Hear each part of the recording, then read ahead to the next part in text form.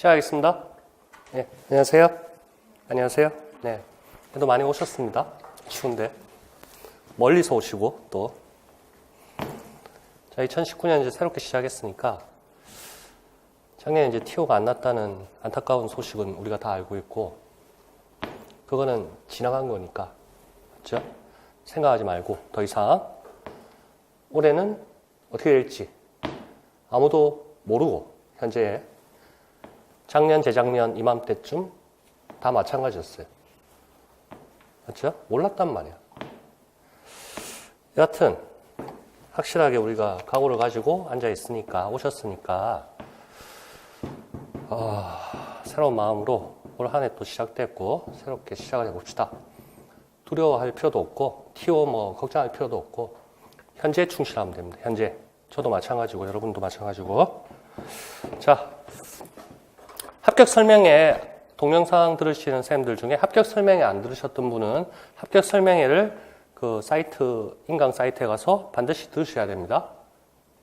그리고 그 프린트물, 처음 이제 들으시는 분은 출력해서 그걸 항상 가지고 다니면서 보기를 바라고요. 그리고 합격 설명회 때 이제 공부 방향이라든지 내용에 대해서는 전반적인 윤곽을 다 잡았어요. 그래서 기출 문제도 구경을 했고, 그래서 나와 싸울 적이 과연 어떠한지 개략적으로 우리가 살펴봤단 말이에요. 맞죠? 자신감이 좀 붙나요?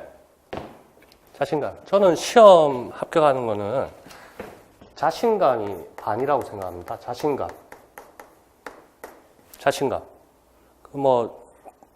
제 소개를 또 안 하고 시작했지? 예, 항상 제 소개를 안 하고 시작해. 저는 전민식 세무사고요. 법조타운 들어보셨어요? 문정동. 법조타운. 동부지방법원 있고 그 동네에 있거든요. 거기에 세무사무실 하고 있고, 예전엔 강남 구청역에서 했었고. 핸드폰 번호? 그 합격 설명에 다 있는데. 적죠? 5655-982. 네. 어제도 카톡으로 질문하셨던 쌤이 앉아 계시죠? 확실히 이해되셨죠? 카톡으로 질문하시는 게 제일 편할 것 같고, 아니면 메일로도 하면 되고, 메일은 텍스 P 612 한메일 .net입니까? 이렇게. 네, 요거 다 합격 설명회 때 있을 겁니다. 이쪽으로 질문, 메일로도 선생님들 질문하십니다. 몇 년 동안 계속 메일로도 질문하시고 답 드리고 이렇게. 합격했다고 발표 2월 달에 나나요? 한참 지나서 또 고맙다고 연락 오시는 분도 있고. 하여튼 질문은 이렇게 하시면 되고, 학원 사이트 Q&A 거기에 올리셔도 되고. 자, 여하튼 쉬웁니다.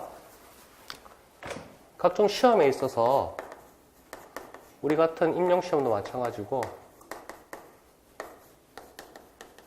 회계사, 세무사 다 마찬가지고 자신감이 반입니다. 자신감. 그리고 꾸준함이 있어야 됩니다. 꾸준함. 실천적 성실. 실천 안 하면 안 돼요.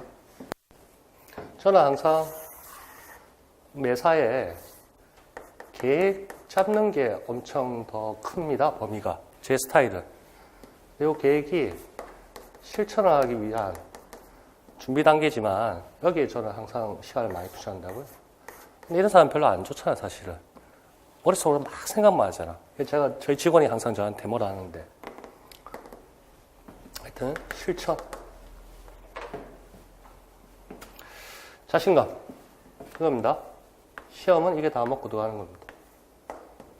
그래서 마지막까지 흔들리지 않는 그러한 각오만 있으면 시험은 다 합격할 수 있다. 자, 우리 올해부터는 제가 단계를 바꿨거든요. 연간 계획을 보면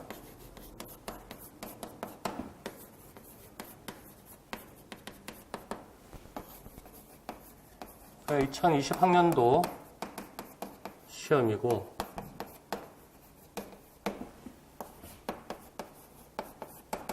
1, 2월에 1단계 합니다. 1단계 기본.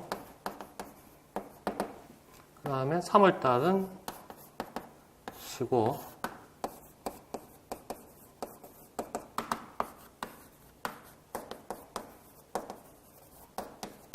그래서 계속 달아나갈 겁니다. 6, 7, 8까지 가나. 그 계획안이 있는데, 3단계 때 기출 문제죠.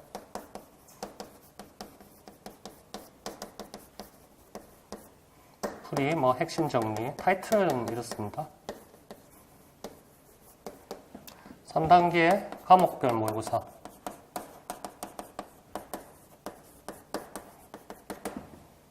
8, 9월? 8, 9, 10까지 가나? 여기서 좀 얽히는데.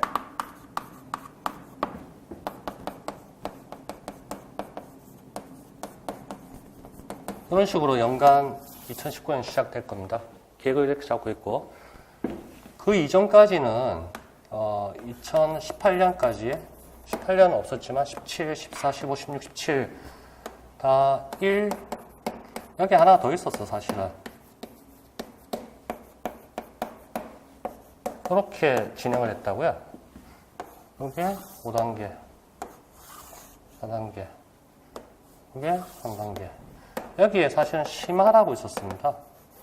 근데 이걸 묶었어요. 제가 거의 묶어가지고 여기에 넣었어요. 기본에. 이 과정 예전에 있었는데 없었단 말이야. 대신에 여기에서 시간을 좀 더 늘렸죠. 기출문제 이쪽에서 시간을 더 늘렸단 말이야. 이게 6월까지 가든가? 하여튼 뭐 이런 식입니다. 그래서 예전에 보면 선생님들이 1단계부터 쭉 들으시면서 이제 합격하신 쌤도 있었고, 그 다음에 보통 고민하고 하다가 방황을 하시다가 이때부터 좀 많이 들으시더라고요. 실강, 이제 동영상 쌤은 제가 잘 모르겠고, 쌤은 이때부터 많이 들으시죠. 이렇게 계속 5단계까지 따라오시더라고요. 꾸준하게 이렇게 실강에 들어오시고. 그래서, 동영상, 지금 오신 분은 잘 하신 거고, 계속 이렇게 쭉 가면 되고, 동영상 들으시는 분 중에 경제적인 여유를 좀 고려해야 되는 분들은 요거는 혹시 모르더라도 안 듣더라도 여기서부터는 들으셔야 됩니다. 쭉 따라오셔야 됩니다. 쭉 따라오셔야 돼요. 왜 그러냐 하면 제가 항상 1단계, 2단계 이렇게 양이 많아진단 말이에요. 1단계 요 정도의 범위를 하고 여기에 또 늘려서 2단계가 됩니다. 그리고 여기까지 이제 이론에 대해서 어느 정도 다 잡히면 모의고사 통해 가지고 3단계, 4단계 모의고사 통해서 자기 걸로 더 넓힌단 말이에요. 이렇게 자꾸 넓어져. 범위가. 이렇게. 그리고 공통분모는 계속 반복, 무한 반복해서 여러분들한테 익숙하게 만들 거고. 그런 식으로 따라올 겁니다. 제가 다루는 게 예전에 뭐 적중 자료 이런 것도 있었는데 시험에 출제위원들이 다룰 테마들을 거의 다 커버를 다 한다고 저는 자부를 하는데 평가는 여러분들이 하실 거고 뭐 선생님들 얘기들은 어떤 분은 시험 치는데 모의고사 느낌이 났습니다. 이런 분도 계세요. 카톡으로 오시더라고요.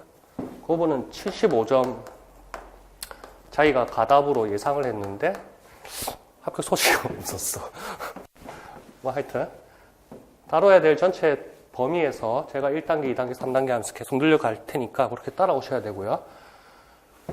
요거 안 듣고 요것도 안 듣고 여기서부터 하려면 엄청 힘듭니다. 사실은 본인이 어느 정도 내공이 있는지는 모르겠지만 17년 그때 많이 합격하셨는데 이때 3단계 뭐 기출문제 이때부터 따라오시는 분은 요 1, 2단계 커버하기가 자기가 스스로 하기가 힘들더라고요. 그래서 결국엔 좋은 소식이 좀 안 오는 사람들도 있고. 자, 그렇게 해서 계속 범위를 넓혀갈 것이다. 그래서 잘 따라오시면 되고, 중간중간 또, 공부 내용들, 제가 하는 방법들 또 설명을 해드릴 거고, 이걸 아직 안 주었네. 일단 암기입니다, 암기. 결국 시험장 들어가서 물음에 대해서 답을 하기 위해서는 자기가 암기하고 있어야 된다는 거예요, 머릿속에. 근데 사람은 다 누구나 능력이라는 게, 기억력이라는 게 감퇴되잖아요. 뒤돌아서면 까먹잖아요. 그러니까 시험장 들어가는 순간에 머릿속에 다 담으면 돼. 그렇게 자기가 연간 계획을 세워야 된다고요. 그럼 제가 세운 계획에 그냥 따라오시는 분도 있을 거고, 스스로 하시는 분도 있을 거고, 여하튼 암기. 그럼 이해가 돼야 되잖아요, 이해. 근데 우리 하는 과목들, 제가 하는 상업, 경제, 또 경영학, 또 무역학, 이런 식으로 공통 분모들이 많이 있습니다. 그래서 여기에 다뤘던 이런 테마, 관련되는 이런 테마, 이런 걸 다 제가 연결시켜 드립니다. 테마를, 동그라미 테마를 이런 식으로 또 연결.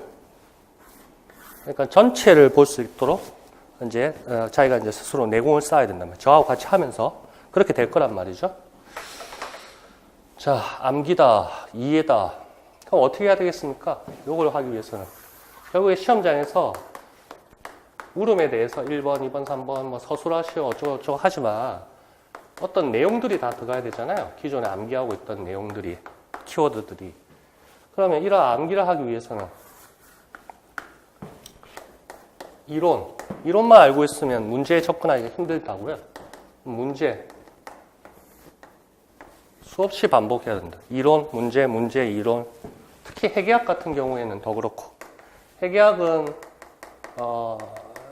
숫자하고 글자로 국어로 돼 있지만 문제를 접하면 자기가 공부를 몇 시간 해도 풀지를 못한다고요. 저도 처음에 회계학 마찬가지고 수없이 이론 문제. 그래서 프린트물이 항상 이런 식으로 펼쳐 보시기를 바라고, 동영상 들으시는 쌤도 출력해서 이렇게 좌우로 이렇게. 그래서 여기에 관련된 테마가 이쪽에도 또 연관이 되게 되어 있습니다. 또 여기 뭐 예제가 있고, 그러니까 이렇게 넓게 보시기를 바라고, 전체를 보기 바라고요. 수없이 반복, 암기해서 시험장 들어가서 종칠 때까지 한 자라도 더 적겠다. 그러면 합격하신다. 그리고 간혹 가다가 그 프린트물에 이런 표시들이 있습니다. 이런 네모, 이런 네모, 이런 네모, 하여튼 네모들이 많아. 이거는 뭐냐 하면 어떤 테마 표시입니다. 테마. 제가 다루고자 하는 주제입니다. 그리고 1페이지부터, 1페이지라고 하긴 좀 그렇네. 끝까지 다 스토리가 연결됩니다. 스토리가. 그러니까 제가 하는 말 잘 듣고 연결시켜 드릴 거고, 전체 구조가 어떻게 되어 있는지 그날 배부되잖아요. 그걸 잘 파악하셔야 된다고요. 그래야 자기 걸로 만드는데 조금 더 편하다는 얘기죠. 그리고 그 정도 하고요. 자, 1페이지 봅시다. 1단계, 지금 1, 2월 기본 개념 정리반이고, 오늘 날짜 있고, 첫 번째 과목이 상업경제입니다. 우리가 어떻게 구성되는지는 아시죠?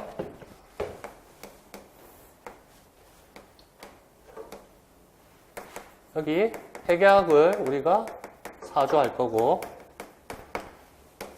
그 다음 4주를 상업, 경제, 경영학, 마케팅, 무역, 이렇게 4주를 할 겁니다. 여기 겹치는 부분들이 조금씩 나온다고요. 그걸 다 연결시켜 드릴 거고. 자, 오늘 첫 시간 상업경제고 넘어가고 2페이지. 학교 설명회 때 말씀드렸다시피 그 2019학년도 시험 18년까지 쳤던 거 1차 쳤던 거 그거하고 우리가 대비한 2020학년도 시험 2019년 올해 이제 1년 동안 바짝 해야 될 거 바뀌었다는 얘기 해드렸죠.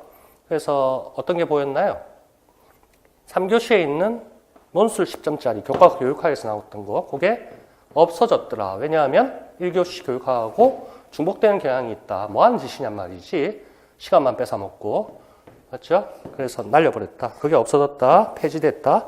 그 다음에 기입형, 단답식으로 묻는 게 너무 기계적이다.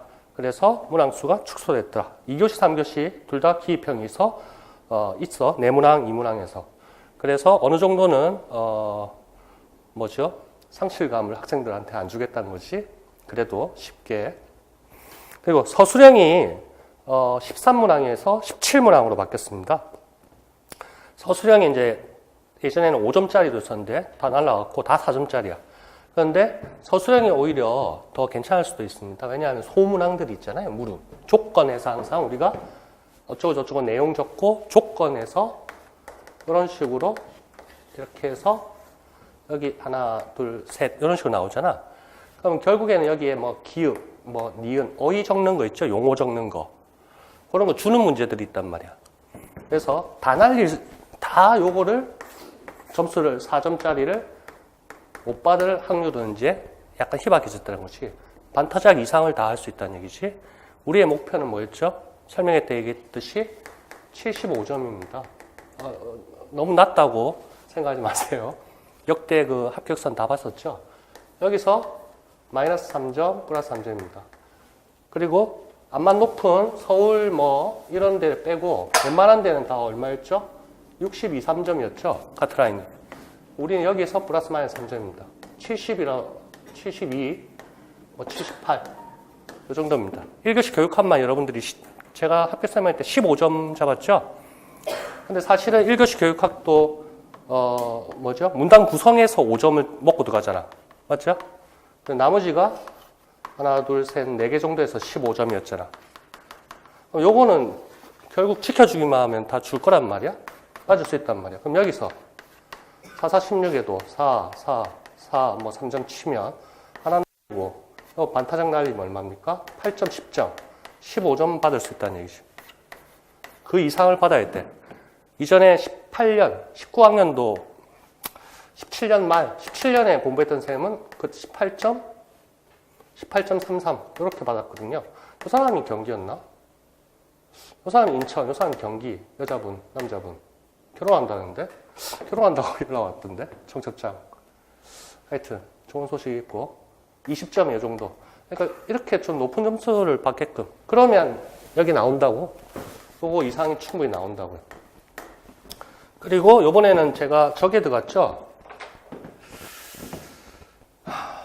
여기도 마찬가지고, 여기도 마찬가지고, 제가 2, 3교시에 있는 교과, 교육학. 이건 지금 다 교과 내용학이잖아요. 요걸 제가 해드릴 거란 말이에요. 프린트는 다 쳐놨고, 역대 기출문제 다 프린트했고, 구분을 다 해놨어. 한 5가지 테마밖에 안 돼. 계속 반복되고. 그리고 제가 프린트로 예쁘게 정리해 드릴 거고.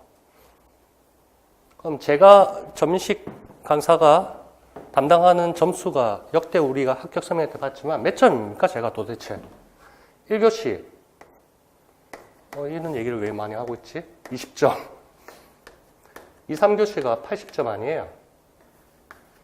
그래서 우리가 총점 100점이잖아 20점은 제가 할 수 있는 과목은 사실 아니고 80점에 커밀이 몇 점 정도? 9점 정도잖아 그럼 제가 71점? 이 정도를 여러분들한테 제가 다루는 게 총점 71점이라는 얘기지. 여기서 얼마를 맞게 해드리겠다 이런 말 하면 안 되겠지. 사기꾼이잖아, 그 사람은. 맞죠? 근데 최선을 다할 거란 말이에요, 여기서. 하여튼 저는 한 55점 정도? 노선에서 왔다 갔다. 그럼 1교시 15점인데 요거는 너무 좀 낮고 16, 17? 이 정도.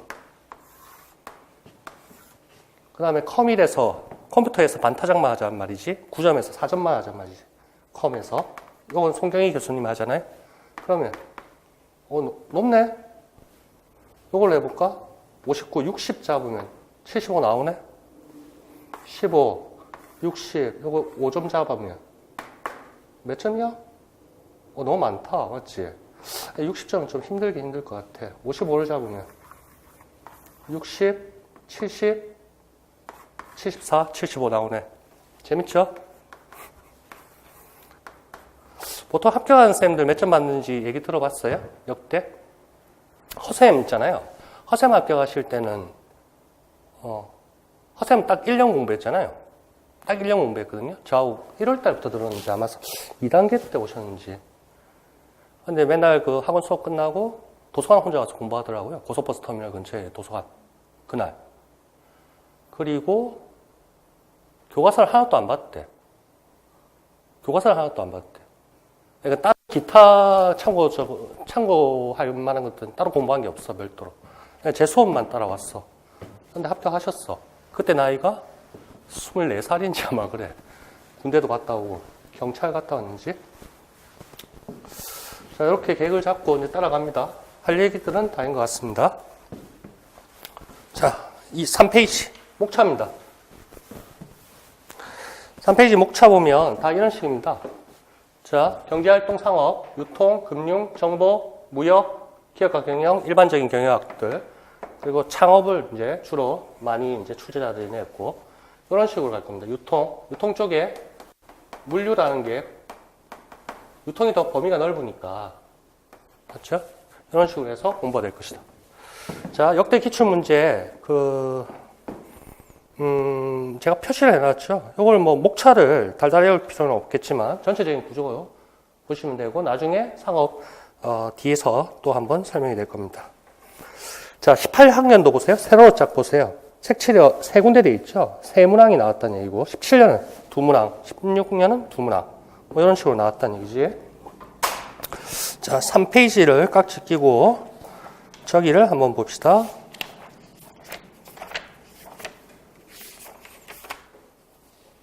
33페이지. 3페이지 깍지 끼고 33페이지 보세요. 그냥 가볍게 멀리서 보세요.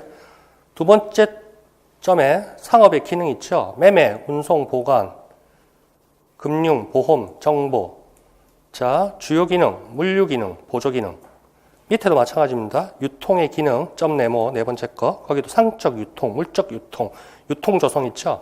요게 이런 식의 구성하고 똑같다는 얘기입니다. 경제활동, 상업 이제 좀 이따 할 거고, 상업 경제라는 과목에 유통, 금융, 정보, 무역, 기업과 경영 이런 식으로 따라갈 거예요. 금융 쪽에 보험 있을 것이고, 증권 뭐 이런 테마들이 있을 거예요. 여기 매매 있을 것이고, 이런 식으로 쫙 흘러갈 것이다.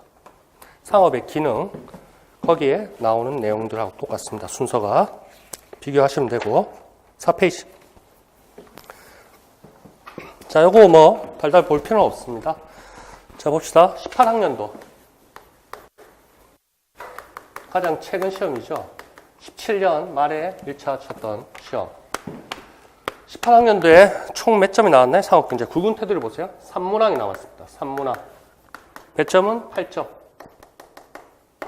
17학년도. 5페이지. 총 2문항이 나왔고, 배점은 6점. 16학년도. 뒤에 넘기세요. 가볍게 보는 거예요. 2문항이 나왔고, 배점은 8점. 15학년도. 3문항 나왔고, 9점. 14학년도. 3문항 나왔고, 9점. 자, 이런 식입니다. 역대 3개 아니면 2개라는 얘기죠. 근데 제가 이런 걸 구분하는 게 약간은 이렇게 걸리는 게 있거든요. 사실 여기 교과 교육이 있잖아요. 그래서 어느 정도 중복되는 게 있는데, 제가 한 대로 이렇게 보시면 이런 식으로 문항수가 3문항 정도. 배점은 9점, 8점 뭐 이렇게 9점 정도. 그럼 앞으로 2020 어떻게 될 것이냐? 19학년도는 안타깝게 없었고 우리가 대비하는 2020학년도 어떻게 될까요? 3문항 정도 나오겠죠? 배점은 9점 정도. 이렇게 예상을 하고 들어갑시다. 다 맞아야 된다는 얘기입니다. 상업경제는. 됐어요? 8페이지. 자, 구체적으로 이제 상업경제의 목차에 따른 내용을 보기에 앞서가지고 전에도 계속 합격 설명 때도 얘기했지만 별책 25 있죠? 그게 어떤 식으로 변경됐는지를 보는 겁니다. 8페이지, 9페이지를 좌우로 같이 보는 겁니다. 8페이지에 있는 게 기존의 변경 전입니다. 그게 2015년 9월 23일 날 2015-745입니다. 최초 15 회전교육과정 탄생했을 때입니다. 그때 경영금융 전문교과 교육과정 거기에 따른 교과 교육과정의 구조라는 게 있습니다. 별책 25 저는 이렇게 있는데요. 별책 25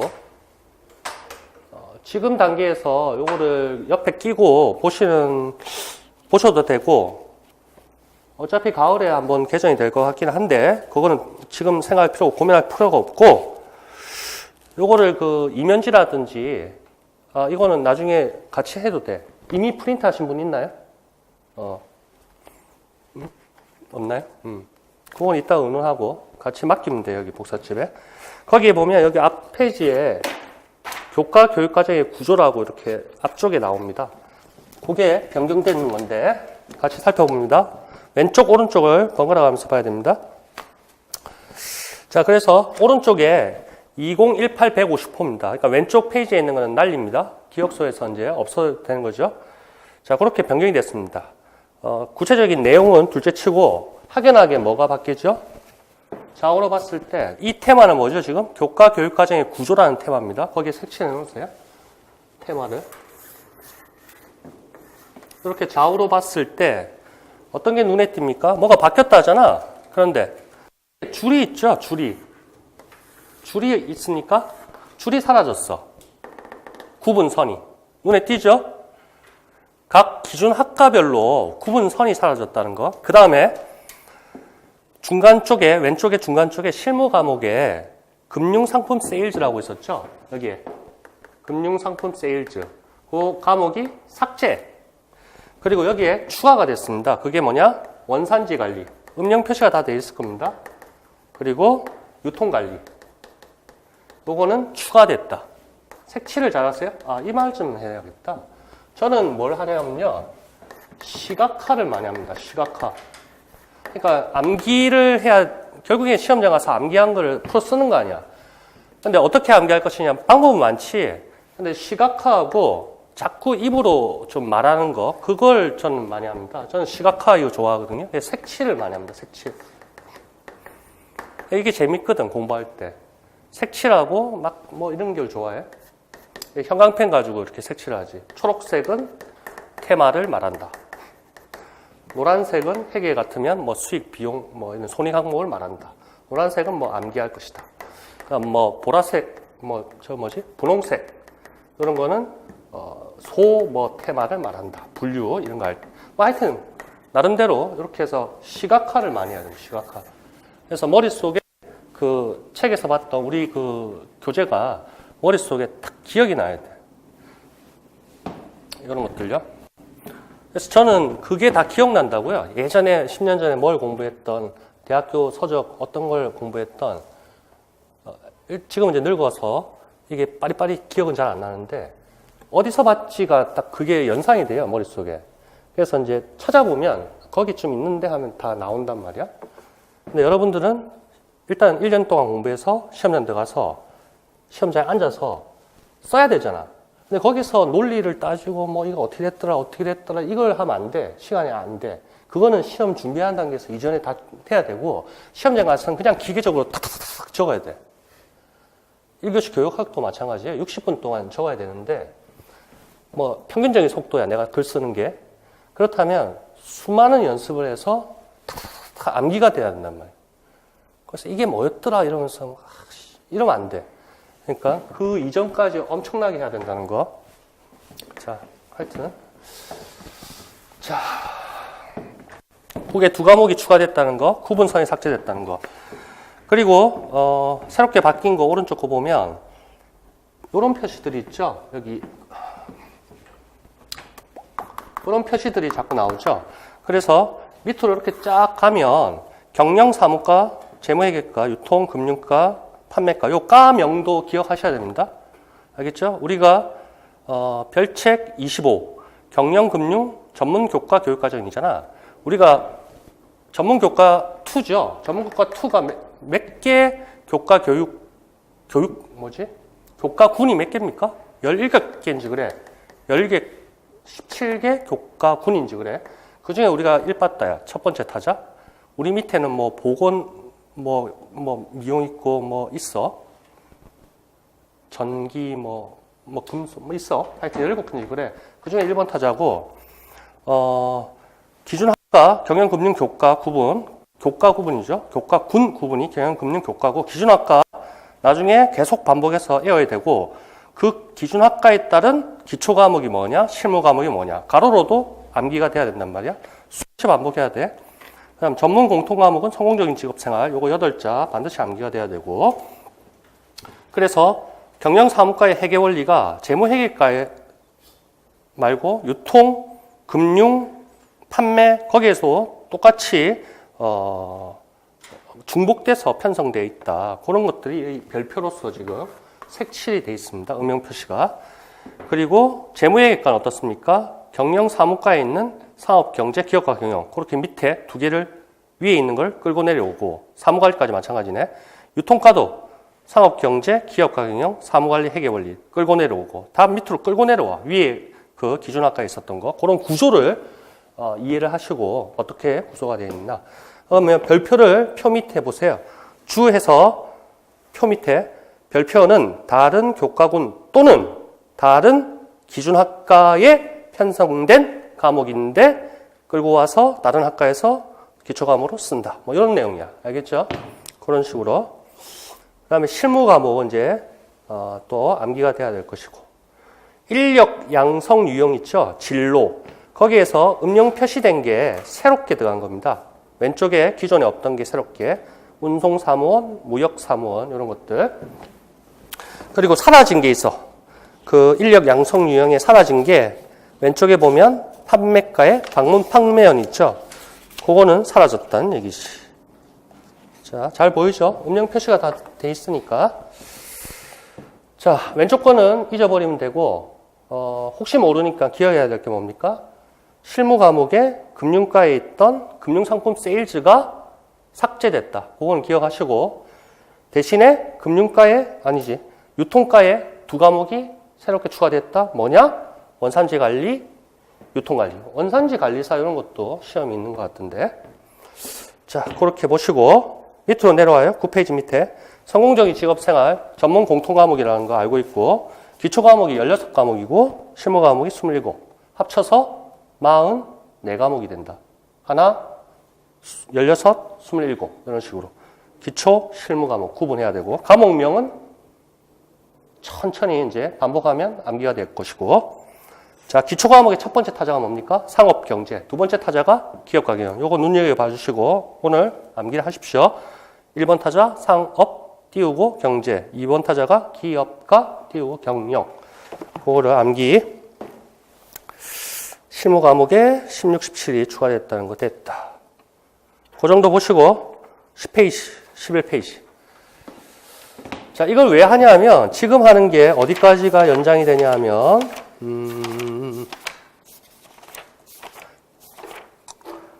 27페이지까지 계속 연장이 됩니다. 지금 하는 게. 거기에 이제 역대 시험 문제 어떻게 나왔는지, 그럼 우리가 공부 방향이 정해진다고, 어떤 걸 해야 되는지, 그런 것들을 말씀드리기 전에, 저 말씀드리는 거예요. 그러니까 구체적으로, 들어가기 전에 전체적인 그 공부해야 될 게 뭔지를 제가 보여드리는 거예요. 그럼 반드시 해야 되고, 나중에 모의고사 때 또 시험 문제 많이 만들 거고, 이때까지 많이 냈었고. 자, 봅니다. 10페이지. 자, 별책 25입니다. 요거는 2015 80호죠. 그렇게 보셔야 되고, 1번 타자가 뭐죠? 상업, 경제, 기초과목. 2번 타자가 기업과 경영. 자, 상업, 경제 읽어봅시다. 상업, 경제는 NCS 실무 과목의 선수 과목으로서 경영, 금융 분야에 대한 폭넓은 이해와 경제활동, 상업, 기업과 경영, 유통, 금융, 판매, 무역과 글로벌 경영, 활동 등에 관한 기초적인 지식을 습득할 수 있는 과목이다. 어디서 봤지? 목차에서 봤네? 기업, 경제활동, 상업, 기업과 경영 요 밑에 있네? 유통, 금융, 판매는 여기 밑에 매매가 숨어 있고, 무역과 글로벌 경영. 그럼 과목명 뭐니? 기억에 들어갈 과목명을 쓰세요 하면 상업 경제해야 돼. 근데 순간 착각해서 기업과 경영? 그럼 2점이 날라가. 그럼 학교에 당나게 나가게 되는 거예요. 그러니까 이런 걸 놓치면 안 돼요. 당연히 알겠지만. 자, 목표 보세요. 국내 상업 경제 경영 금융. 범위가 넓다 맞죠? 정보를 수집, 분석, 평가, 경영금융 분야의 직업, 직무, 긍정적, 능동적 태도, 가치관, 확립, 개인과 공공의 문제를 해결하기 위한 합리적 의사결정. 합리적 의사결정 뒤에도 나올 겁니다. 자, 사회활동에 능동적으로 참여할 수 있는 능력과 역량을 기른다. 보통 보면 이렇게 목표에 보통 이렇게 나옵니다. 끝에 서술어가 이런 과목을 통해서 목표는 능력과 역량을 기른다. 또는 능력과 태도를 기른다. 보통 능력과 태도를 기른다. 이렇게 나온다고요. 근데 역량이라는 단어가 쓰이는 거는 상업경제하고 또 한 과목 더 있던데 한 과목, 다른 과목 2개밖에 없어. 사무행정인지 아마 그래. 사무행정, 실무 과목에. 거기는 항상 역량을 기른다. 능력과 역량을 기른다. 왼쪽에 보세요. 기업과 경영. 똑같이 수평으로 봐서 목표 쪽에. 거기는 서술어가 뭐로 되어 있습니까? 능력과 태도를 기른다. 이런 것까지 얘기할 필요는 없겠지만 NCS라고 18학년도 기출문제에서 10점짜리 논술에서 아마 물어봤는지 3교시에 그 정의를 적으라 했습니다. NCS, 국가 직무 능력 표준입니다. 어떤 표준? 직무에 대한 표준입니다. 직무. 그럼 그걸 왜 하는데 정의가 뭐야? 능력을 표준화했단 말이야. 어떤 능력을? NCS 정의 이미 물어봤지만 표준화한 것, 국가가 표준화한 것.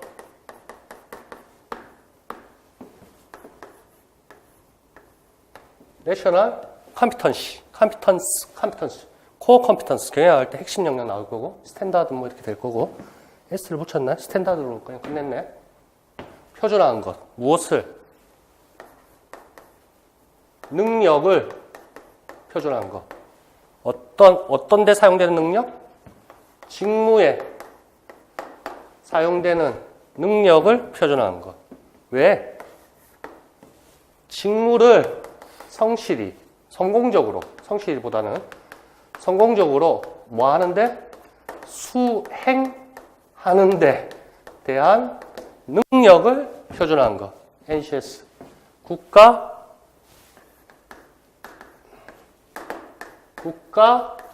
직무 능력 표준.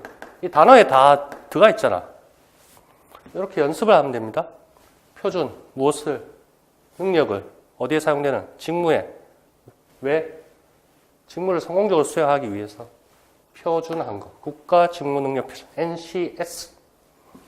핵심 단어가 뭐죠? 능력, 직무. 직무야, 직무.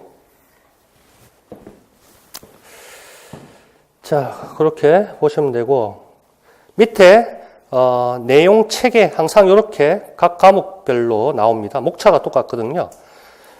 자, 목차가, 이것도 이렇게 나오죠. 성격과 목표. 모든 과목이 똑같아요. 기초 과목이든 실무 과목. 두 번째가 뭐죠? 내용. 세 번째가 교수, 중간점, 학습.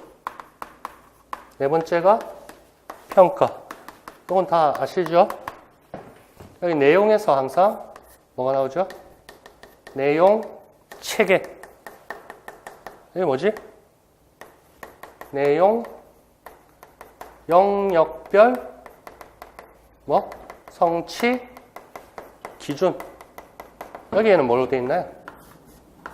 평가의 구조야, 지금.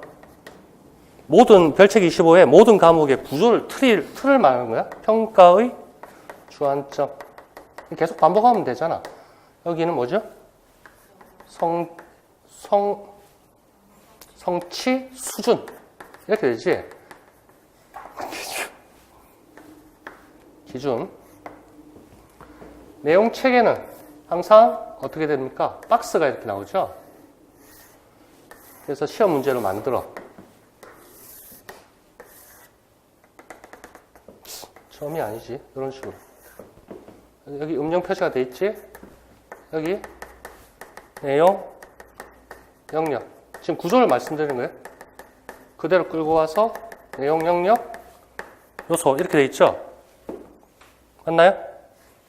항상 똑같습니다. 모든 과목에서 44과목 성공적인 직업생활도 마찬가지인가? 그건 모르겠다. 하여튼 모든 기초과목, 실무과목이 이런 목차를 가지고 있습니다.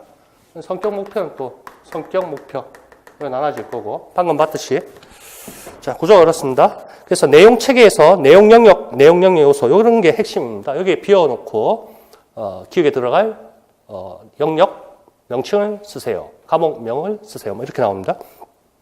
경제활동과 창업, 기업과 경영, 유통, 금융, 판매, 무역과 근로분야. 제일 왼쪽에 적어놨던 오늘 목차입니다. 그거와 비슷하죠. 순서는 약간 바뀌지만. 그래서 내용령 요소에 경제활동 요소, 상업 중요소 쭉 나온다. 기업과 경영. 근데 2번 타자가 뭐였지 아까? 기초과목 2번 타자가 기업과 경영이야. 그러니까 상업 경제가 더 큰 범위라고 이렇게 생각하면 돼. 제일 대빵이야. 범위가 제일 많아. 상업 경제가. 제가 볼 때 경영학 이게 나눠놔서 그렇지 이거보다 더 많은 것 같아. 자, 그리고 왼쪽에 오른쪽에 기업과 경영을 봅시다. 10페이지 오른쪽. 자, 기업과 경영은 성격조에 가보세요. NCS 실무과목 선수 과목으로서 경영금융교과 학생들이 기업이나 조직 경영, 기업 경영 요 글자가 눈에 팍 들어와야 돼. 오늘 시험지에서 단어가 눈에 착 올라와야 된다니까. 그다음에 힌트들이 다 숨어 있어. 시험에는 항상 2교시에 나왔던 게 3교시에 그 지문으로 들어가고 막 이래. 그러니까 제가 또 잘하는 말이 뭐였죠? 국어를 잘하자 하고 그다음 뭐였지? 글자를 선입관을 가지고 보면 안 된다 하고 그다음에 센스가 좀 있어야 되고 문제 속에 답이 있다. 그런 것들. 기업 경영 이미 나왔네. 무슨 과목? 기업과 경영. 기본적인 개념과 원리 습득 뭐 저거 나오고 목표 기업 경영에 관한 기본적인 개념과 원리 이해 능력과 태도를 기른다. 그래서 내용 보니까 내용 체계에 기업과 경영, 경영혁신, 경영관리, 개조지조통인데 조정은 보통 빼고 개조지통제 이렇게 경영관리 쪽에 내용 영역 요소 이런 식으로 나온단 말이야. 보통 시험 문제가 어떻게 나왔다고? 여기에 들어갈 기억의 용어를 쓰세요. 이렇게 있으면 여기에 들어갈 니은에 들어갈 용어를 쓰세요. 이렇게 나온단 말이야. 이제 뒤에서 계속 보게 될 겁니다. 교수학습, 평가, 평가의 주안점, 영역별 성취 수준. 자, 여기까지 하고 아까 NCS를 설명을 드렸으니까 NCS를 한번 봅시다. 제가 하나 찾아놓은 게 사무행정, 실무과목의 사무행정.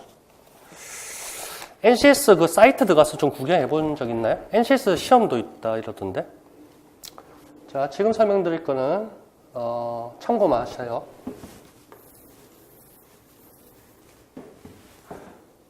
저도 잘 100%는 잘 모르겠지만 NCS 분류라는 테마가 있습니다. 분류. 뭘 이렇게 분류했다는 얘기입니까? 직무를 능력 단위로, 능력 단위는 기능 단위로 해서 이렇게 국가에서 그냥 분류했어. 뭐 하기 위해서? 교육 현장에 쓰기 위해서. 산업 현장에 적용하기 위해서. 국가가 했대. 했는데 우리는 따르면 되겠고 대분류가 있고 그 다음 뭐 있어야겠지? 중분류가 있을 거고 그 다음에 소분류가 있을 거고 소분류 밑에 세분류가 있을 거고 이런 식으로 되어 있어. 제가 찾아보니까 대분류가 24개가 있답니다. 중분류가 78. 이거 외울 필요가 있는 건 아니에요. 그냥 구조를 알려드리는 거예요. 제가 이제 뒤에서 설명하려는 게 뭔지. 그 다음에 여기에 소분류가 241개. 다음에 세분류가 948개. 이런 식으로 나오고 예를 들어봐야 알 수 있을 테니까 예를 한번 들어봅시다. 우리 9페이지에 있는 그 실무 과목 중에 사무행정이라는 과목 봅시다. 이게 실무 과목의 5번 타자인데 결국에 여기에 사무행정이라는 과목명이 쓰인다고. 세분류가 직무 이렇게 된다고? 그럼 요 앞 단계의 소분류는 뭐였냐 하면 03의 일반 사무. 숫자는 알 필요 없고 여러분들이 사이트 들어가서 NCS의 분류, 대분류 한번 클릭 이렇게 몇 번만 해보면 구조를 알게 된다고. 여기에 일반 사무. 그리고 그 앞에 그러면 1번, 2번이 있다는 얘기지. 여기에 02에 총무 인사. 이게 중요한 게 아니야. 지금 좀 이따 설명할 게 중요한 거야. 여기에 02 경영 회계 세무 뭐 이렇게. 아이고. 대분류, 중분류, 소분류. 그래서 사무행정이랑 과목명이 나와. 실무 과목에 5번 타자였네. 이렇게. 이게 직무를 말하고, 이 사무행정이라는 과목에 두 번째 목차 내용의 내용 영역 요소, 요걸 살펴보면 어떻게 되어 있냐면, 이게 무슨 과목이랬죠, 지금? 기초 과목이 아니고 실무 과목이랬잖아. 모든 실무 과목은 요 박스가 여기에 첨가되는 단어가 있습니다. 뭐였더라? 여기가 능력 단위, 내용 영역하고 갈로 뒤에 붙여가지고 여기에 능력 단위. 나중에 별책 25 찾아보면 될 거야. 사실 능력 단위 이름을 말하거든요. 능력 단위명. 그리고 여기에 갈로 해서 뒤에 능력 단위 요소 이렇게 되어 있다고. 능력이라는 단어는 어디서 우리가 봤나요? NCS 표준에 능력을 표준한 거였기 때문에. 그러니까 요 구조가 실무 과목은 항상 내용 영역 갈로 열고 능력 단위, 내용 영역 요소에 능력 단위 요소 되어 있다고. 그럼 예를 들어 사무행정을 보면, 그러니까 이렇게 실무 과목은 항상 요 네모 박스에 요 타이틀이 아까 했듯이 내용 영역이 아니고 여기에 덧붙여진다고. 그럼 만약에 예를 들면 여기에 문서 관리라는 게 들어가면, 문서 관리라는 능력 단위가 들어가면 여기에 문서 수발신하기, 수신하고 발신하는 거, 팩스 보내고 받고 뭐 이거겠지. 이메일 보내고 받고 발신 뭐뭐 하기 항상 이런 식으로 끝나. 그리고 여기 문서 정리하기, 문서 보관 보존하기 이렇게. 항상 실무 과목은 이런 식으로 박스가 구성되어 있단 말이에요. 그래서 능력 단위 요소. 그러면 더 구체적으로 얘기하면 이런 능력 단위 요소라는 것은 결국 뭐지? 기능을 의미한다. 기능.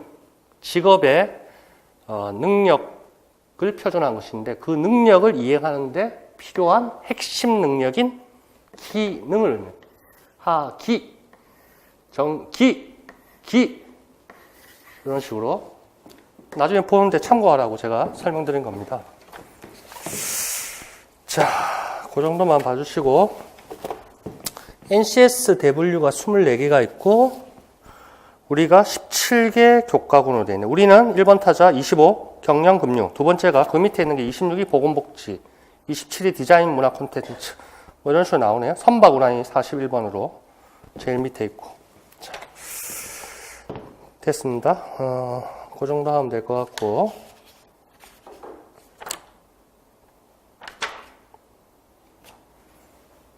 (11페이지) 자, 2015 개정교육과정 관련해서 별책 25 관련해서 17학년도 시험에 나왔던 겁니다. 자, 왼쪽에 있는 문제를 봅시다. 2015 개정교육과정에 따른 경영금융 전문교과 교육과정 교육코시 2015-745. 이 당시에는 2015-744였습니다. 우리는 지금 2015-80호입니다. 자, 기초과목 중 특정 과목의 성격 목표, 내용 체계에 관한 것이다. 목차에 관한 것을 내용을 끌고 왔습니다. 기억의 과목명, 링에 들어갈 내용 요소, 과목명을 물어봤다는 거. 자, 봅시다. 성격 보면 나와야 되겠지. 기업이나 조직, 경영, 기업, 경영 눈에 팍 들어와야 되겠지. 그러면 기업과 경영, 상업 경제 순간 착각해서 적으면 2점이 날라가. 2점 중에 1점이 날라가. 그런 실수를 하면 안 됩니다. 자, 기업과 경영, 과목명 적으면 되고, 목표 좋고, 내용 체계의 내용 영역, 내용 영역 요소 박스입니다. 방금 요 박스죠? 자, 기업과 경영. 거기서도 나오네. 기업과 경영, 경영 혁신. 그럼 과목명, 기업과 경영. 그러니까 과목명을 수없이 눈에 발라놔야 된단 말이야. 실수하면 안 돼. 한자라도 틀리면 나가리야. 그런 엄청난 실수를 하면 안 돼. 그러기 위해서는 평소에 계속 눈에 발라. 자, 물론 이해를 해야 되고 힌트들을 다 주니까. 자, 두 번째 내용 영역에서 경영관리에 개, 조, 지, 조, 통. 근데 보통 조종은 우리가 별책에서 쓰질 않더라고요. 경영학이나 이럴 때는 조종은 나오는데 원래 폐열의 경영관리 순환 과정에서는 개조지조통이거든. 근데 우리 별책에서는 별책 옛날에 있던 공구의 23도 마찬가지고 조정을 안 넣어. 그럼 니은에 들어갈 다음은 뭐? 지휘. 그럼 요거는 경영학 일반에서 우리가 수업 시간에 이제 나중에 다루게 될 텐데 그 상식을 알고 있었으면 반드시 적었을 것이고 그 다음에 그거를 몰랐던 사람은 없었겠지만 만약에 모르는 사람이더라도 별책 25를 눈에 계속 발라놨던 사람은 맞출 수 있을 것이다. 각 과목별로 요 박스는 무조건 100% 암기해야 돼. 실무 과목은 좀 모르겠지만 기초 과목에서 이 박스는 무조건 암기가 돼야 된단 말이야. 요쪽 테마, 내용. 특히 요 박스. 자, 이렇게 주는 문제들을 놓치면 안 돼. 합격에 지장이 있다. 그러면 3교시 때 가가지고 이러는 거지. 아까 그거 말이야. 실수한 것 같아. 그러면 3교시도 망친다. 그러니까 이런 실수를 안 하게끔 해야 됩니다. 됐고. 밑에 제일 하단 박스에 내용 영역 요소, 니은의 성취 기준에서 니은에 대해서 힌트를 주고 있어. 왜? 어떤 사람은 폐호를 알아서 조정 적을 수도 있거든. 그래서 힌트를 더 줘. 자, 어떤 단어들이 보여야 됩니까? 동기부여, 리더십, 의사소통. 그거 색칠하세요, 세 가지. 자, 동기부여, 리더십, 의사소통. 이 단어 세 가지가 나오면 바로 지휘야. 그럼 이 단어 세 가지가 뭡니까? 지휘의 구성요소야. 지휘의 구성요소는 크게 세 가지가 있어. 리더십, 또 의사소통이 제일 밑에 있었고 그 다음에 하나 방금 봤는데도 동기부여. 동기부여 또는 동기유발.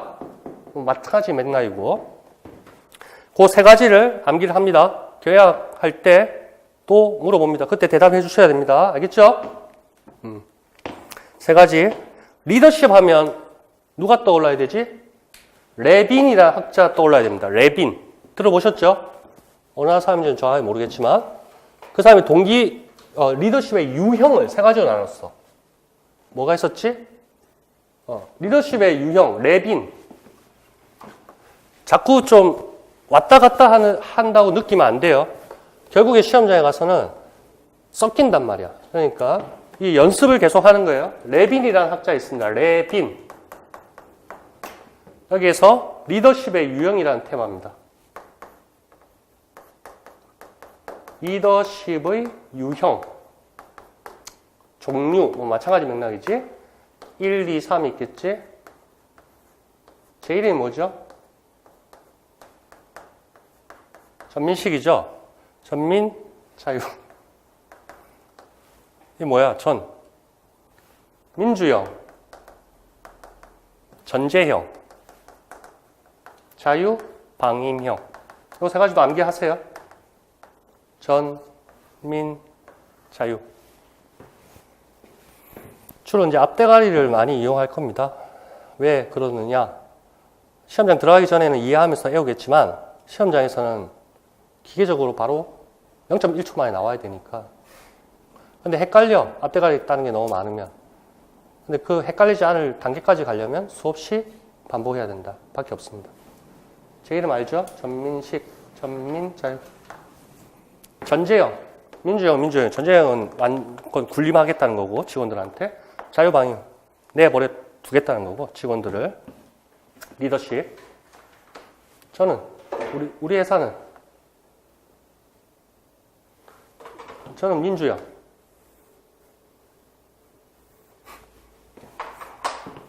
민주형이 맞을 것 같아. 자, 됐습니다. 됐고. 넘깁니다. 12페이지. 여기서부터 나오는 내용들은, 공구 교육과정입니다. 공구. 그 당시에는, 별책 23이었습니다. 별책 23. 지금은 알 필요는 없습니다. 거기 30과목까지 있죠? 30개 과목입니다. 기초 실무 이런 거 나눠지지도 않습니다. 지금은 암기할 필요는 없습니다. 과목명을 여기 있는 거 외우다가는 15하고 또 헷갈려야 되겠어. 예를 들면 23에 3번 타자는 마케팅이죠. 25는 마케팅이라는 과목이 있나요? 비스무리한 게 있는데 기초 과목에 보면 마케팅과 광고 이렇게 돼 있어. 두 자가 더 붙었어. 물론 내용도 다를 거고. 따라서 12페이지에 있는 30개 과목명은 암기할 필요는 없다. 굳이. 알겠죠?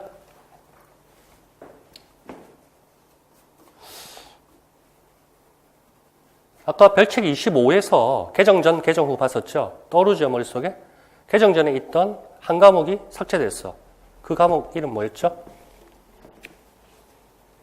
빨리 쳐다보세요. 계속 넘기는 거야. 공부는 계속 넘기는 겁니다. 계속 넘기고. 뭐였죠? 금융상품? 세일즈. 그렇지. 제가 하여튼 계속 질문을 던질 거고 여러분 계속 답을 하시고 계속 넘겨. 계속.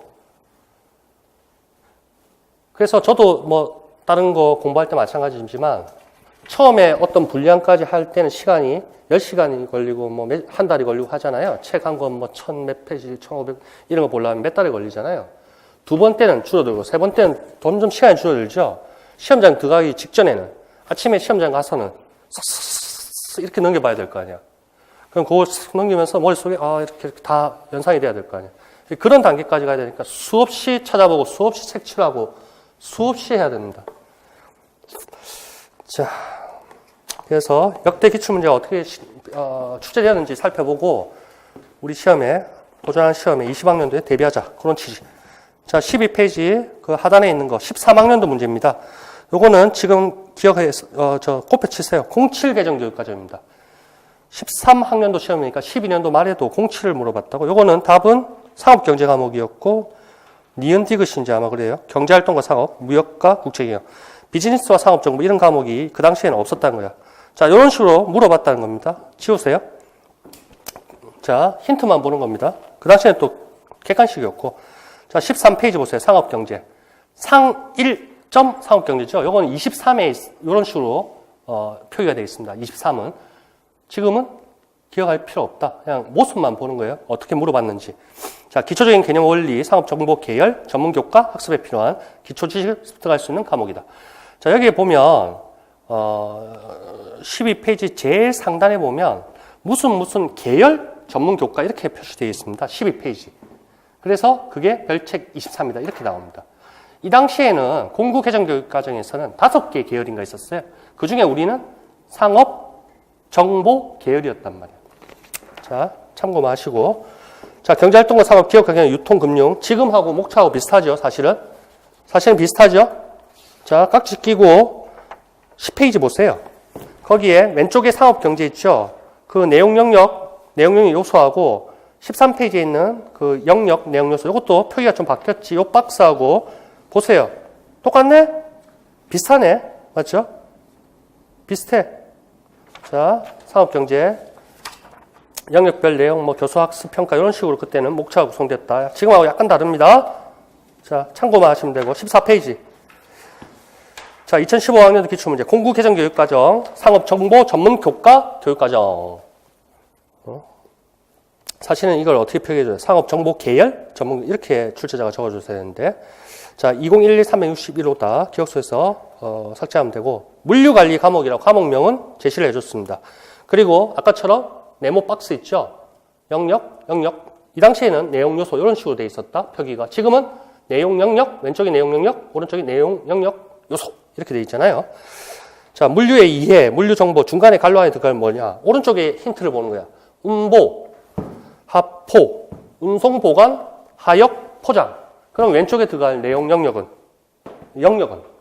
뭐지? 물류 활동. 사실 이게 물류 관리라는 테마인데 별책 24는 표기가 이래 돼 있는 거야. 물류 활동이라고. 활동이라고 적어줘야지. 그래 다 맞겠지. 물류 관리 이러면 1점 줬을까? 1점 줬어야 될 것 같은데 제가 볼 때는. 여하튼 23회 관로 안에는 물류 활동이라고 적혀 있어. 지금은 잊어버리세요. 물류 활동이라는 단어는 잊어버리고. 자, 밑에부터 하단에 있죠. 해설 쪽에 물적 유통의 개념입니다. 방금 본 문제에서도 그 내용 요소 그 박스에서 봤지만 운송 보관이 제일 중요한 기능이고 하역 포장, 뭐 출하, 분류, 유통 가공, 정보 활동 이런 식으로 상품에 효율적으로 연결하여 상품의 유통이 원활하게 이루어지도록 하는 모든 활동을 뭐라 한다? 물적 유통이란다. 그래서 제가 물적 유통을 줄여서 뭐라 하죠? 물류라 하죠. 그 개념을 여기에서 지금 적어 놓는 겁니다. 물적 유통의 줄임말, 물류. 물류의 개념은 뭡니까? 키워드가 운송, 보관, 하역, 포장, 운보, 하포, 유통, 가공, 뭐 정보까지. 자, 그렇게 연달아서 연계돼서 연속적으로 나오면 물적 유통의 개념이구나 떠올라야 된단 말이야. 힌트들이 다 나와. 장소적 불일치를 해소하는 것, 그게 운송입니다. 시간적 불일치를 해소시키는 역할을 하는 게 보관입니다. 창고업이라고도 하고 보관이라고 합니다. 주로 보관이라는 단어를 씁니다. 자, 그 외에 포장, 하역, 출하, 분류 뭐 이런 게 있다. 자, 물적 유통 관리하고 그렇게 그런 것들을 신속, 저렴하고 편리하고 안전하게 한다. 그러한 물류 서비스를 관리하는 것이 물적 유통 관리다. 경영학, 경제학은 좀 그렇고 경영학은 무조건 관리야. 하여튼 뭔 관리가 그렇게 많은지. 관리. 여러분도 공부할 때 시간 관리, 친구 관리, 경제력도 관리를 좀 해야 될 분도 계실 거고 관리를 잘해야 됩니다. 자, 물적 유통 개념을 봤으니까 거기에 원칙이 있습니다. 물적 유통 관리의 원칙 3S, 1L, 7R의 원칙이 있습니다. 여하튼 그런 걸 통해서 뭡니까? 비용을 절감하자, 시간을 단축시키자, 고객 서비스를 극대화하자, 따라서 고객을 만족시키자. 알겠죠? 경영학 쪽에서는 개념이 추상적으로 이렇게 보면 돼. 시간 줄이자, 돈 줄이자. 돈 줄이자는 말을 돈 줄이자 이렇게 써보면 안 될 거 아니야? 답안지에? 비용을 절감하자. 그렇죠? 재고를 뭐 최소화하자. 똑같은 맥락이야. 시간, 돈. 그 다음에 또 단어 하나 더 들어가야 돼. 서술할 때 한자라도 더 예쁘게 보이려면 효율적으로 그런 단어들이 들어가야 돼. 자, 신속, 저렴, 편리, 안전에 제가 이렇게 줄을 꺼놨죠. 그걸 왜 꺼놨냐면 밑에 3S, 1L 그게 물적 유통관리, 물류관리의 원칙이라 했죠. 거기에 3S에 스피드, 신속, 안전, 확실하게, 신속, 안전, 확실, 로우는 저렴하게, 가격적인 측면이고 스피드, 세이프티, 슈얼리, 신속, 안전, 확실. 그래서 3S 앞에 S가 붙는다 해서 그걸 또 물어본 기출문제가 있었다고. 로우도 마찬가지, 저렴.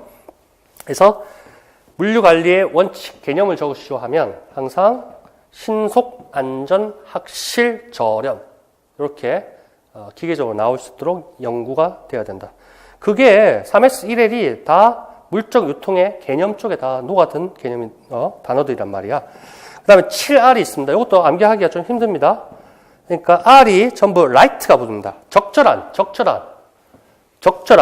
시기, 장소, 양, 장소, 상품, 인상, 가격, 품질 이렇게. 그래서 나중에 기출문제를 구경하고 여러분들은 시간을 두고 자기 나름대로 방식으로 암기를 해야 돼. 알겠죠? 3S, 1L 물적 유통관리의 원칙. 이제 그 테마로 나온다. 그러면 기계적으로 3S, 1L, 7R. 알겠죠? 자, 15페이지. 거기에 14페이지에 그 물적 유통의 개념 있죠? 해설 쪽의 네모. 거기에 33, 48 이런 식으로 제가 참조를 해놨습니다. 앞으로 이렇게 연결시켜 드릴 테니까 그쪽 가서 또 앞에 이런 문제가 있었지 하고 떠올리라는 그런 취지입니다. 그러니까 나중에 또 어디서 봤지 하면서 앞에 찾아보고 이런 표가 연상이 돼야지만 암기하는 데 도움이 되니까. 자, 15페이지 빨리 해야겠다.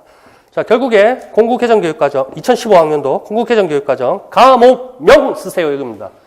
시험장에 가서 문제가 이렇게 1번, 뭐 2번 서술 뭐 나오면 물어보는 거 있죠. 요걸 먼저 파악을 해야 됩니다. 뭐 해계학 문제도 마찬가지고 뭘 물어보느냐를 먼저, 그러니까 뒤에서 이렇게 읽어야 된다고. 저는 그렇게 하는데 여러분들은 모르겠네. 그냥 묻는 게 뭔데 도대체? 이거를 답안지에 적어야 되는데 이걸 못 찾는 사람도 있어. 여하튼 과목명을 쓰라. 자, 교수 학습 방법에서 소득관리 영역, 라이프 사이클과 재무설계 영역, 요거는 금융 일반이었습니다. 23에 있던 금융 일반. 지금은 알 필요는 없고, 지금 우리가 금융 일반 과목명이 있나요? 한번 확인해 봅시다. 금융 일반이 어디 있나요? 실무 과목 쪽에 없나요? 안 보이네. 아, 기초 과목에 11번 타자가 있네요. 금융 일반. 금융 실무는 있나요? 금융 실무는 안 보이죠? 옛날에는 이런 식으로 돼 있었어. 12페이지에 보면 30번, 23에 별책 23에 30번 타자까지 있을 때는 26, 27에서 일반 실무, 21, 22는 전자상거래 일반, 전자상거래 실무 이런 식으로 돼 있었다고. 근데 지금 이거 필요 없고 25만 확실하면 돼. 자꾸 헷갈리게 하는 게 아니야, 여러분한테. 자, 과목명 금융 일반. 그래서 그 네모 박스에 별책 23에 있는 네모 박스에 영역 쪽에 있는 그 내용들을 밑에 교수 학습 방법에 그런 거를 서술을 하거든요. 그거를 그냥 끌고 와서 문제를 만든 거야, 이 출제자가. 근데 예전에 23회 금융 일반은 어떤 학생들이 나중에 성인이 돼서 그 어떤 재투자를 위해서 뭘 해야 되느냐, 이런 거 취지였는데, 지금 금융 일반은 안 그래요, 25는. 자, 이런 게 있었다는 거. 하여튼 과목명을 물어봤다는 거. 16페이지. 자, 2014학년도 시험 문제. 공구 개정 교육 과정이고, 뭘 물어본다? 과목명! 자, 사업계획서 그래서 평가 계획을 끌고 왔습니다. 그래서 사업계획서 작성, CEO 성공 사례, 요 두 개, 동그라미 두 개 제시해놓고 과목명 쓰라 했습니다. 창업 일반 과목이었습니다. 29번 타자인지 그때. 그럴 거야, 아마. 창업 일반. 지금도 창업 일반이 있습니다. 지금 창업 일반 어디 있습니까? 창업이 있는데. 14번 타자에 있네, 기초에. 계속 체크하세요. 색칠하고, 눈에 발라야 돼. 자, 창업 일반 과목이었고, 자, 첫 번째, 사업 계획서 작성, 설립. 거기에 색칠해 보세요. 사업 계획 작성, 설립. 이런 단어들을 가지고 문제를 이제 만들었고, 과목명을 물어봤어, 창업 1번. 그런데 17페이지 오른쪽에 보세요. 거기에 보면, 요것도 창업 일반 과목명을 끌고 왔어. 14학년도 시험에 창업 일반이라는 과목을 물어봤고, 15학년도 시험에서는 창업 일반이라는 과목을 끌고 와서 거기에 그 내용 영역 요소였던 설립에 있어서 설립에 있어서 그 서류가 뭐냐. 그렇게 출제자들이 계속 연속 손상이 있습니다. 자, 그런 모습을 여러분한테 보여주기 위한 거였고. 자, 봅시다. 16페이지 보면, 그렇지. 계속 그렇게 잘 보고 있어요. 자, 박스에 보면 창업 절차 있죠? 그러니까 창업이니까 영역에 창업 절차 반드시 나와야 될 거고, 사업 타당성 분석이라는 단어가 눈에 띄어야 됩니다. 사업 타당성 분석. 그리고 중요하고 사업 계획서 작성. 그게 창업 일반에 있는 내용 영역입니다. 내용 영역. 당시 영역이었고. 자, 밑에 영역별 내용에 그 박스에 있는 걸 서술하는데, 회사 설립, 사업, 창업 절차에 세 번째 동그라미에 있던 네 번째에 있던 회사 설립 및 사업자 등록에 정간 작성, 이런 단어들이 있습니다. 정간. 거기에 정간에 색칠해 보세요. 자, 그렇게 해서 15학년도에 어떻게 발전했는지 17페이지를 봅니다. 창업 일반이라는 과목 나왔고, 수업 장면입니다. 그림이 있고, 칠판의 테마는 뭡니까? 설립. 그럼 뭘 물어보겠습니까? 뻔하게 문서명을 물어봤을 겁니다. 답은 정간. 근데 정간이라는 단어는 어디 있었다? 창업 일반 그 박스에 서술된 영역별 내용에 이미 있었다는 얘기예요. 그러니까 이걸 통해서 하고 싶은 말이 뭐죠, 제가? 별책 25의 박스에 내용 영역, 내용 요소를 수없이 반복해야 된다, 이겁니다. 자, 공부를 해봅시다. 선생님이 주식회사를 설립하기 위해서는 발기인을 구성해야 된답니다. 발기인. 또한 주식회사의 조직과 활동에 관한 근본 규칙 또는 기본 규칙을 확정, 기재하고 그 서류에 누가 발기인, 전원인, 기명날인 이름 쓰고 도장 찍든지 이름 쓰고 사인하든지 하는 문서가 중요합니다. 이 문서를 무엇이라 합니까? 학생이 제가 조사해보니 갈로가 사라졌네. 뭐뭐라고 합니다. 맞습니다. 간로 안에 들어갈 용어는 뭐다? 정간. 그래서 주식회사 설립할 때 그 정간에 보면 정간이 수십 장 됩니다. 정간이 수십 장이 되고 여기 상호 목적, 뭐 설립 시 발행할 주식수 어쩌고 저쩌고 영업연도는 어떻고 퇴직금은 어떻게 하고 임원은 어떻게 하고 뭐 다 나옵니다.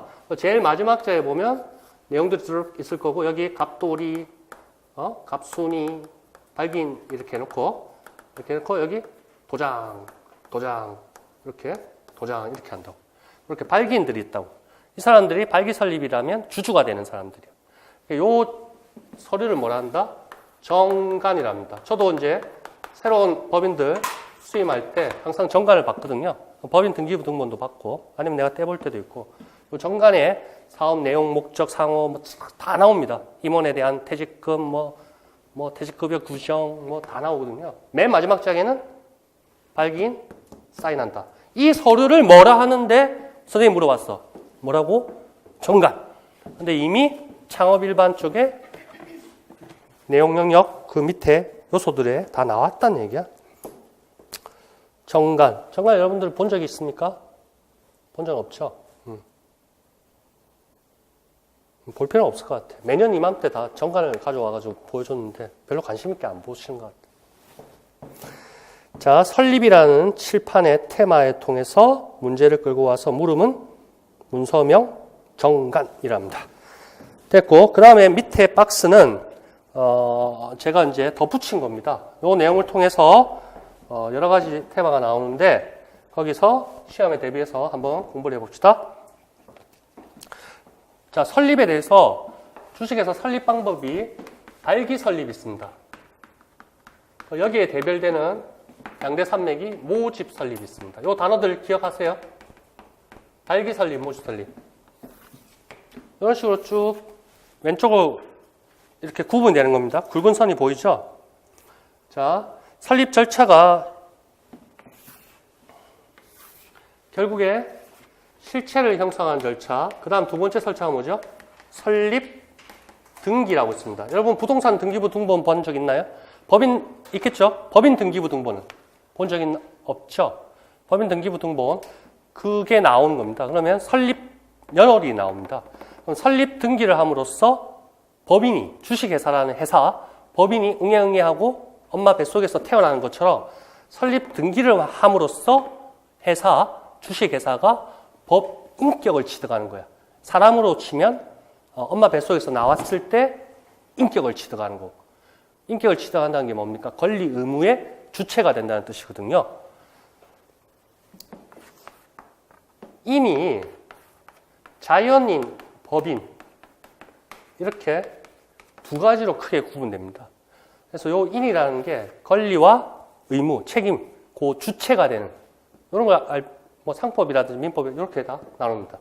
그래서 회사니까 지금 우리는 테마가 주식회사, 회사 중에서도 주식회사를 다루고 있는데 주식회사라면 여기에 속하는 거지 법인. 사람이 아니잖아. 맞죠? 회사는 사람이 아니잖아. 그래서 설립 등기 이걸 함으로써 법인격이 취득된다. 그러면 실체를 형성하는 절차 뭡니까? 발기인 조합, 동그라미 1번에 발기인 조합을 구성하고 주식을 인수하고 출자를 이행한다. 출자 이행이 뭡니까? 돈을 회사 법인 통장에 집어넣겠다. 이 소리입니다. 인수는 뭡니까? 내가 얼마를 매출을 청약하겠다. 회사 네가 얼마를 배정해도 그러면 그게 주식 인수입니다. 그러한 계약을 그리고 인수하고 지체 없이 출자금을 납입해야 되는 거예요. 그러니까 주식 인수 출자 이행 이게 동시 진행이다. 이렇게 쉽게 생각하시면 되겠습니다. 자, 기관을 구성합니다. 뭐 이사회를 구성하고 대표이사 뽑고 감사 뽑고 여기에 다 내용 나오죠.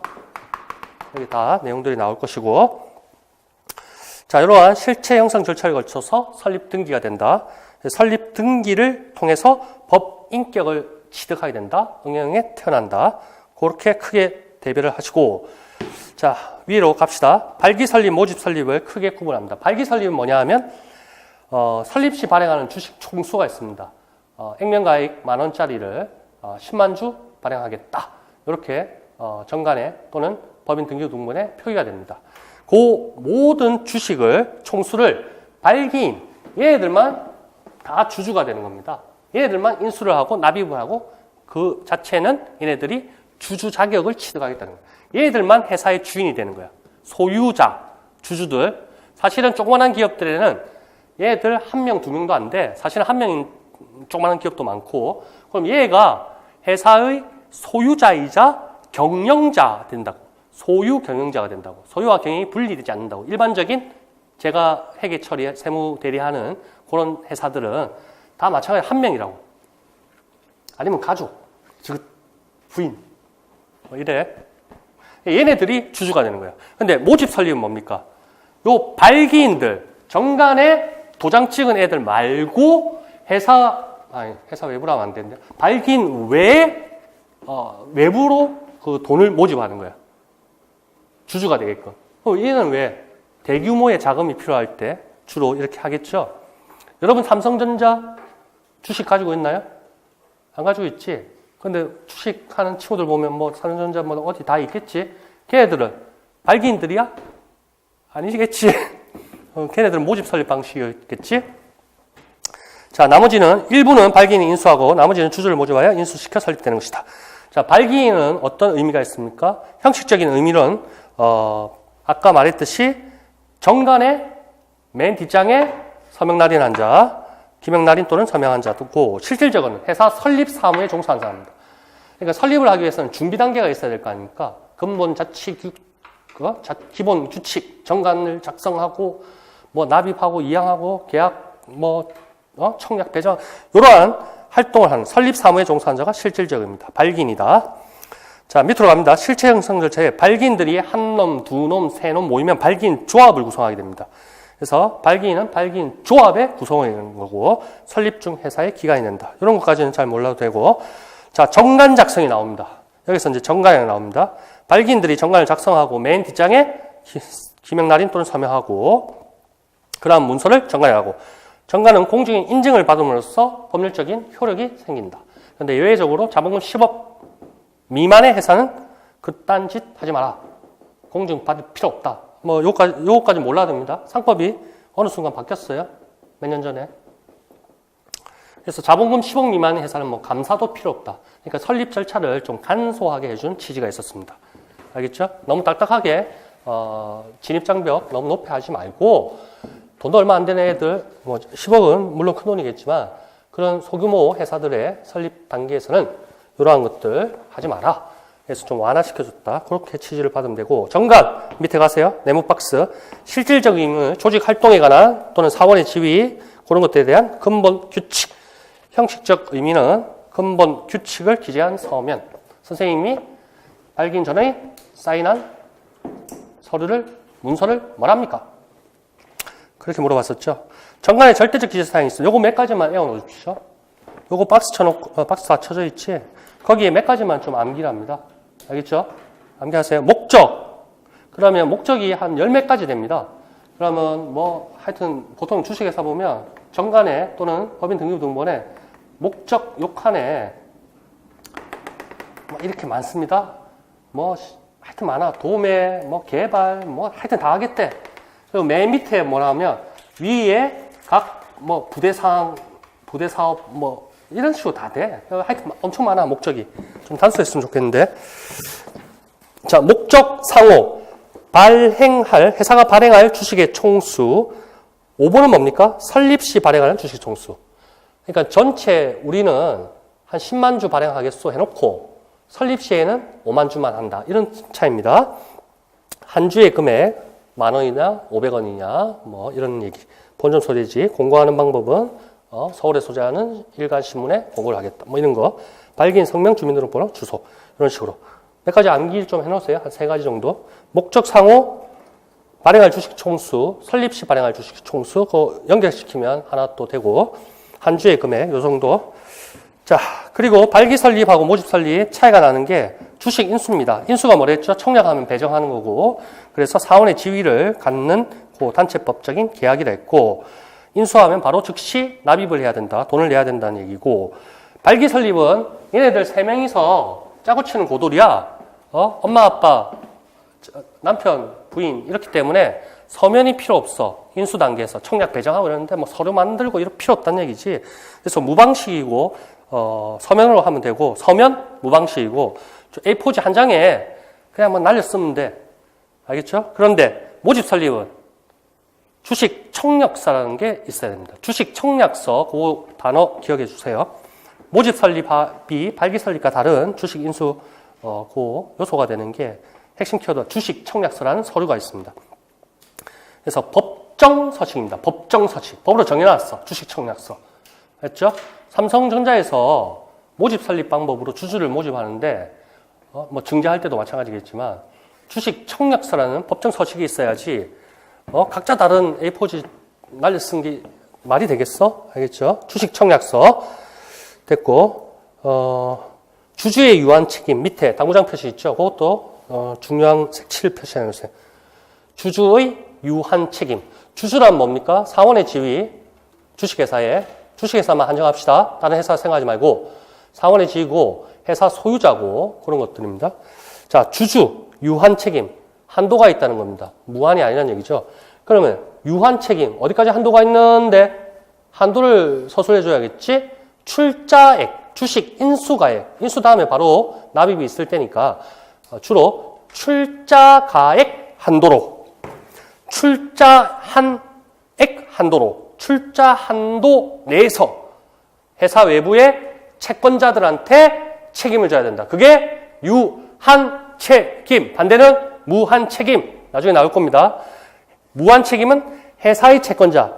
그러니까 우리 주식회사에 돈 받을 다른 회사들이 있겠죠. 은행도 있을 거고 돈을 우리 회사가 주식회사 빌렸으면 그런 애들한테 주주로서 책임, 출자자로서 책임, 무한 책임 사원이라면 한도가 없는데 주식회사의 주주라면 출자한액 한도로 책임진다. 그게 주주의 유한 책임이야. 서술할 수 있도록 연습을 해야 됩니다. 읽어봅시다.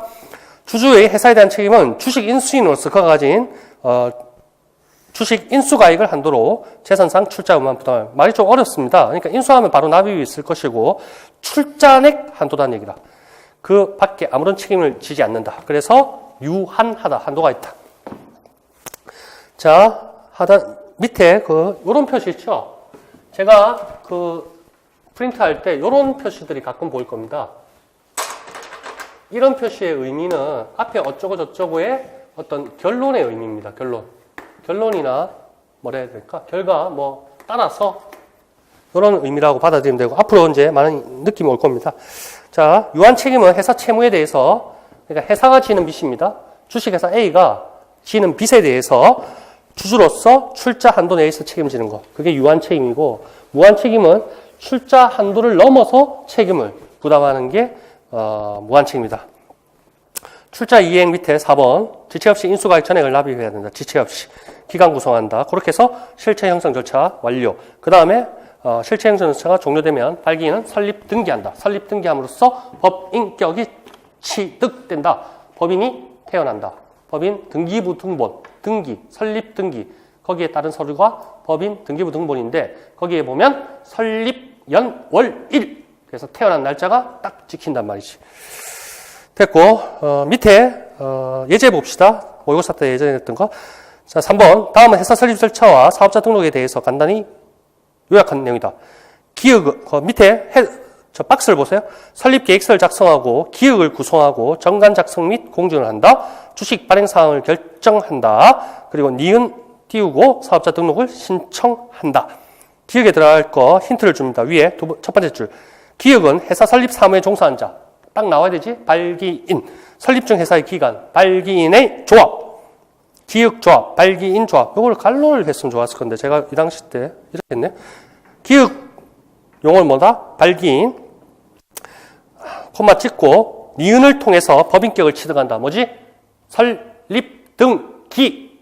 설립 등기하러 막 신청하러 법원에 가야 됩니다. 근데 주로 누가 합니까? 우리 간혹 가다 보면 법무사 사무실 보이죠? 법무사들이 이런 걸 대리해서 해줍니다. 주로. 근데 어떤 분들은 자기가 직접 요새는 편해서 인터넷으로도 막 할 수 있어. 근데 저는 직접 안 해봤는데 하는 사람도 있었어요. 있는데 힘들겠지 아무래도. 시간, 비용, 노력, 그 다음에 그 용어도 생소할 거고 그럴 바에 법무사무실에 그냥 맡겨보면 된다는 얘기지. 자, 됐고 사업자 등록 신청. 사업자 등록은 법인 등기부 등본을 가지고 오라 합니다. 그러니까 법인 등기가 우선되는 순서가 있지. 그러면 임대차 계약서, 뭐 정관사본, 정관사본, 법인 등본 그런 것들을 가지고 세무서 1층에 민원실에 가서 사업자 등록 내려왔습니다. 이러면 뭔 서류 내놓으시오, 뭐 이렇게 한다고. 됐어. 니은은 실체가 완성된 회사가 법인격을 취득하기 위한 회사의 성립 요건이다. 회사의 성립 요건, 회사가 태어나는 요건이다. 회사의 성립 요건, 설립 증식. 됐고, 18페이지. 자, 조금만 더 합시다. 조금만 참으세요. 괜찮다. 자, 18페이지 봅니다. 똑같은 거를 제가 뺏겼습니다. 앞에 있었죠? 16에 있었죠?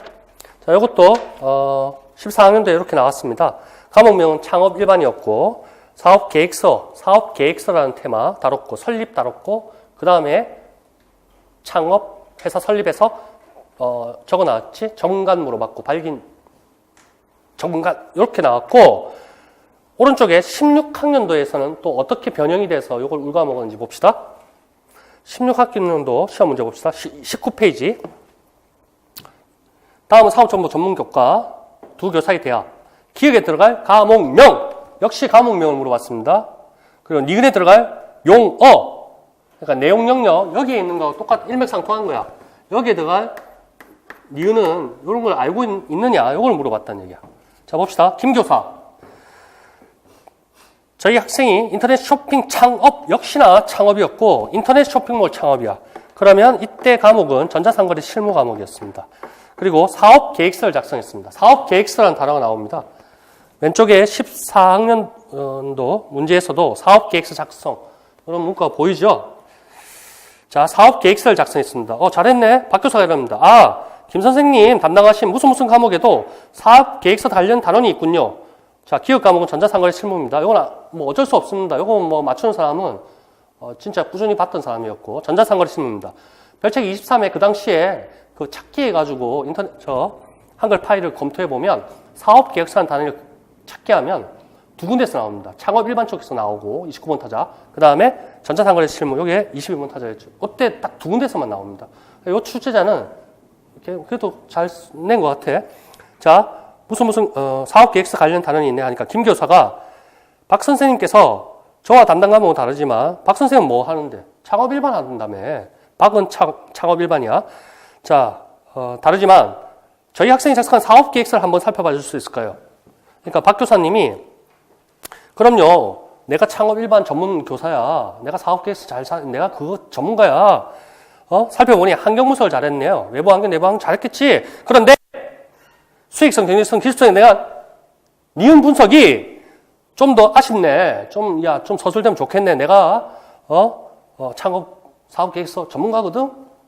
그러니까 수업 시간 중에서 팀 티칭 시도하면 어떨까 하니까 전자상거래 실무하고 있는 그쪽에서 인터넷 창업 쪽에서 사업계획서 간략하게 얄팍하게 다루는 김 교사가 아이고 고맙습니다. 다음에 팀 티칭 한번 해주세요. 좀 지도 좀 해주세요. 이라고 있네. 자, 돌아가는 스토리 알겠죠? 과목명은 뭐였습니까? 전자상거래 실무. 요거는 맞아요. 맞추기에는 좀 벅차겠지만 그래도 적었어야 되고. 그 다음에 뭐가 힌트가 됩니까? 인터넷 쇼핑몰. 이런 데에서 전자상거래 이런 게 떠올라야 된단 말이야. 그렇죠? 그러니까 센스가 조금씩 있어야 돼. 눈에 발라놓은 사람은 뭐 확실히 맡은. 문제 속에 답이 있다. 자, 그리고 무슨 분석? 사업 타당성 분석이라 합니다. 사업의 타당성 하기도 하고 사업 타당성 분석. 자, 요 출제자는 조금 제가 볼 땐 잘못했는데 사업 타당성 분석이라고 테마가 이제 나오죠. 사업 계획서는 이제 묵었고 사업 타당성 분석.